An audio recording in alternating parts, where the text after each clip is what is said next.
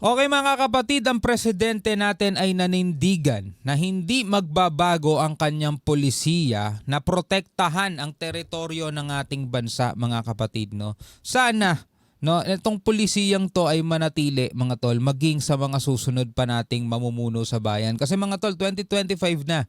Di ba alam naman natin hanggang 2028 lang si PBBM. After niyan, iba na ang administrasyon natin mga tol.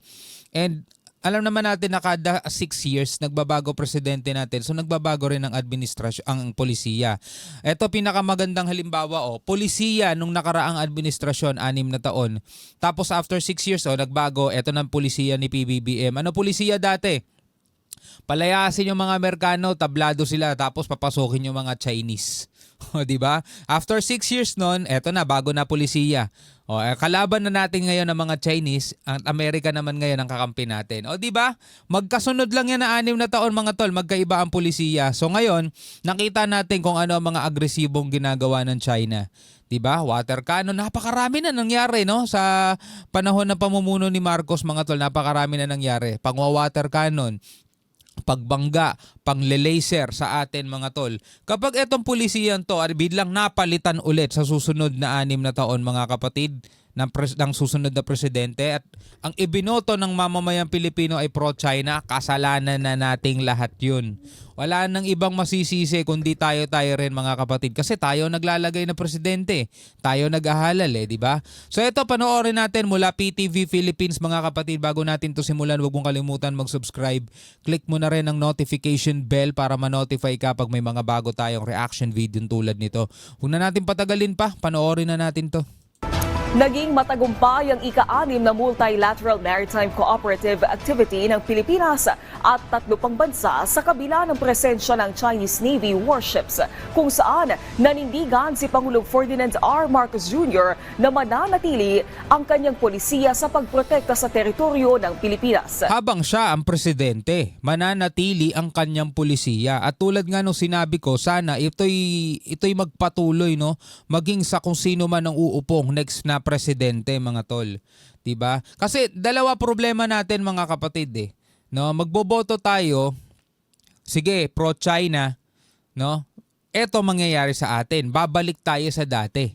Hindi natin nagagalawan China kasi nga pro-China. So ayaw natin nun mga tol. Tapos ang papalit naman, hindi nga pro-China, kurakot naman. Problema pa rin natin yun mga tol. Yan ang mahirap.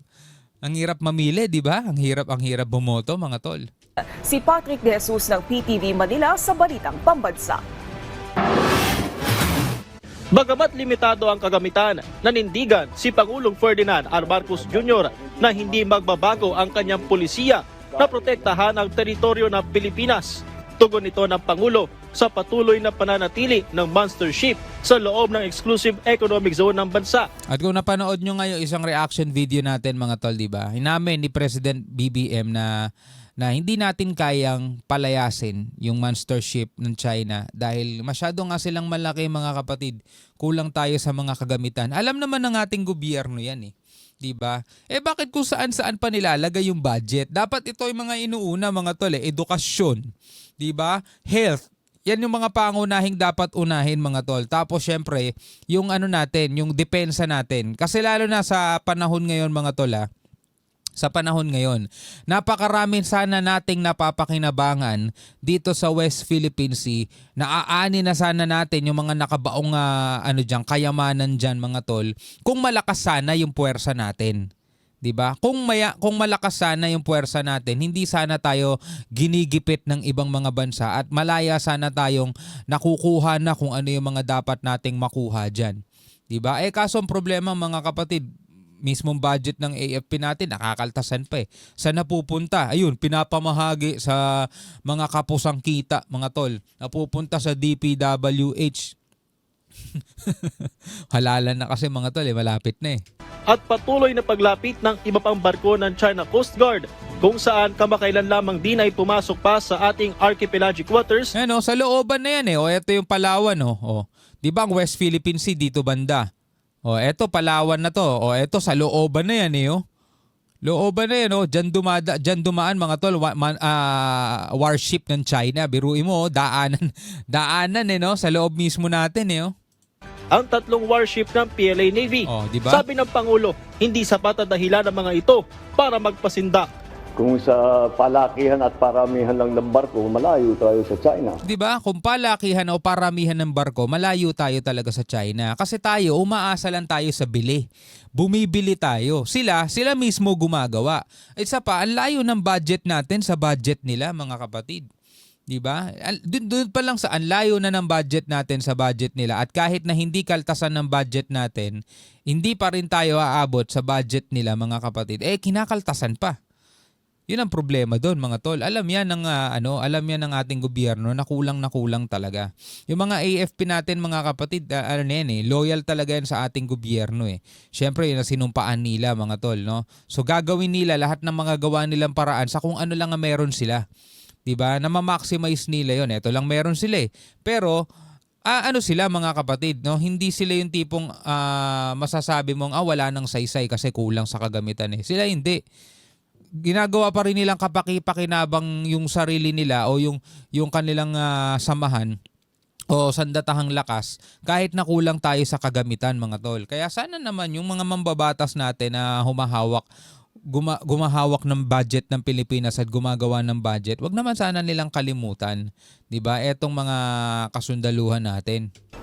Pero ang policy naman natin is that we will just continue to defend our territorial, our sovereign territory and our territorial rights in the EEZ.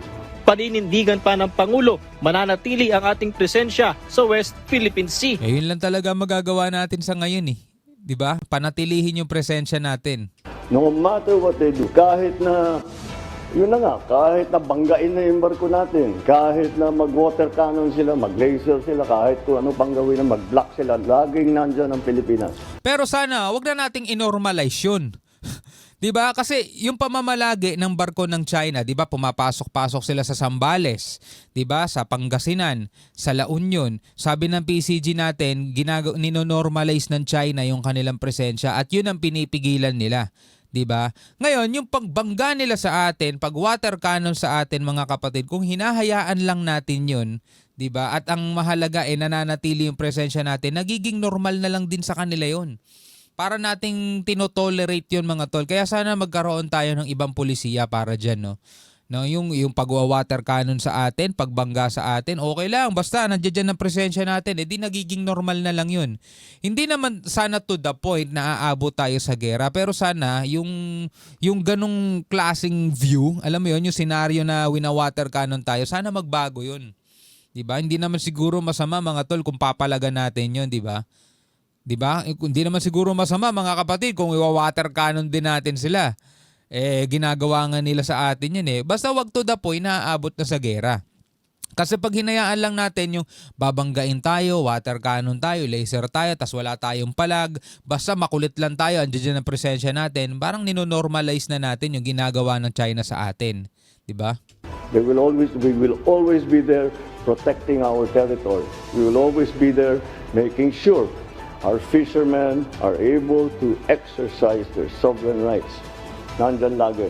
Samantala, Kaso nakikita ng mga fishermen natin yung pumoprotekta sa kanila, pinapalayas din eh. iba't ibang pagsasanay ang isinagawa sa paglalayag nitong Miyerkules ng mga barko ng Pilipinas, Amerika, Japan at Australia sa West Philippine Sea, partikular sa timog na bahagi ng Baho de Masinloc. Ito na ang ika-6 na multilateral maritime cooperative activity sa pagitan ng mga nasabing bansa. Ginamit ng Philippine Navy ang kanilang multi-role guided missile frigate na BRP Jose Rizal. Ngayon, may mga barko ng China dyan, mga tol, mga warship ng China. 'Di ba? Sa Gedli. Nanonood. Di naman sila invited, mga kapatid. Dapat nga kasama natin sila dyan 'di ba? Pero wala silang nagawa. Kasi nga malalaki mga superpower country mga kasama natin, Japan, Australia, US, 'di ba? Anong magagawa nila diyan? Matapang lang naman sila kapag Pilipinas lang mag-isang naglalayag, 'di ba? Ngayon ito panoorin natin sa Net25. Nakalagay dito, bakit may mga Chinese warship na namataan dito sa joint military drill ng Pilipinas, US, Japan at Australia, no? Alamin natin 'to, mga kapatid, mula sa Net25. Ayon Ayon sa Armed Forces of the Philippines o AFP na mataan nila ang presensya ng mga Chinese warships habang isinasagawa ang joint military drills ng Pilipinas, US, Japan at Australia sa West Philippine Sea o WPS. Sinabi ni AFP Public Affairs Office Chief Colonel Cercis Trinidad, matagumpay na natapos ang multilateral maritime cooperative activity noong Miyerkules, kahit na may presensya ng People's Liberation Army Navy vessels sa WPS. Alam naman natin, nandiyan naman talaga presensya nila lagi sa WPS, di ba? Pero ito ang nangyari ngayon. Wala silang nagawa, hindi sila nang gulo. Hindi sila nangialam o alam mo yun, nakisali sa ginagawang joint military drill ng Pilipinas, Japan at Australia, mga tol. Diba? Tulad nga nung sinabi ko kanina, supposedly dapat sila sa kasama dyan dahil kapitbahay natin silang bansa Ang problema, mga kapatid, sila yung problema natin Nanatilian niya ang mga barko ng China sa malayong distansya at hindi nakialam sa maritime drills. Nagsagawa ng communication check exercises, maritime domain awareness and contact reporting at iba pang drills ang mga tauhan ng BRP Jose Rizal ng Pilipinas, HMAS Hubbard ng Australia, JS Azikuzuki ng Japan at US Benfold ng Estados Unidos. Dagdag ni AFP Chief General Romeo Bronner Jr., layo ng aktibidad na ito na gawing matibay ang kooperasyon sa pagitan ng apat na bansa para mapanatili ang kaligtasan sa paglalayag sa Indo-Pacific region at insunod na rin sa international laws. So nagmanman lang sila, no? Nasa malayo naman sila at hindi naman sila ng gulo, mga tol. Kasi tulad nga na sinasabi natin, mga kapatid, kapag ang Pilipinas may kasamang mga malalaking bansa tulad nito, wala silang nagagawa, mga tol. Hanggang tingin lang sila mula sa malayo. Pero, di ba, yung ginagawa nila naging normal na lang sa atin. Normal na meron talagang Chinese warship dyan sa West Philippine Sea. Kasi nga, bahagi yan ng inaangkin nilang 9-dash line o 10-dash line. Di ba? Pero, sa pagkakataong to, wala, tameme lang sila. Anyway, bilang isa Pilipino, ano masasabi mo sa mga balitang to? Comment ka na lamang sa ibaba. Hanggang sa muli, ako nga pala si Shobaldi. Peace out.